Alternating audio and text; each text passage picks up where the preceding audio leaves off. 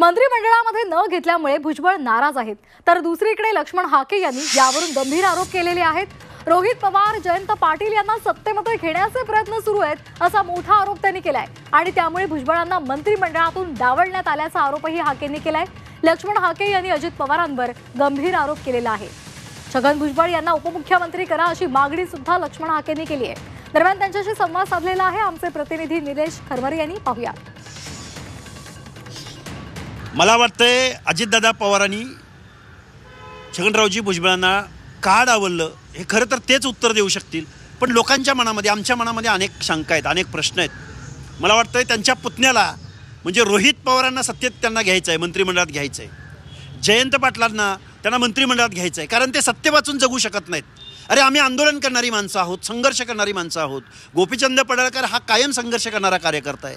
त्यामुळे आम्हाला मंत्रिमंडळात स्थान मिळणं न मिळणं याच्यापेक्षा कायम सत्तेला चटावलेल्या माणसांना मंत्रिमंडळात घेणं हे त्यांना महत्त्वाचं वाटलं असावं, म्हणून भुजबळ साहेबांना त्यांनी मंत्रिमंडळातून डावललं असावं असं मला वाटतं. कार्यकर्ता मला वाटतंय अजितदादा पवारांनी छगनरावजी भुजबळांना का डावललं हे खरं तर तेच उत्तर देऊ शकतील. पण लोकांच्या मनामध्ये, आमच्या मनामध्ये अनेक शंका आहेत, अनेक प्रश्न आहेत. मला वाटतंय त्यांच्या पुतण्याला म्हणजे रोहित पवारांना सत्तेत त्यांना घ्यायचं आहे, मंत्रिमंडळात घ्यायचं आहे. जयंत पाटलांना त्यांना मंत्रिमंडळात घ्यायचं आहे, कारण ते सत्ते वाचून जगू शकत नाहीत. अरे आम्ही आंदोलन करणारी माणसं आहोत, संघर्ष करणारी माणसं आहोत. गोपीचंद पडळकर हा कायम संघर्ष करणारा कार्यकर्ता आहे.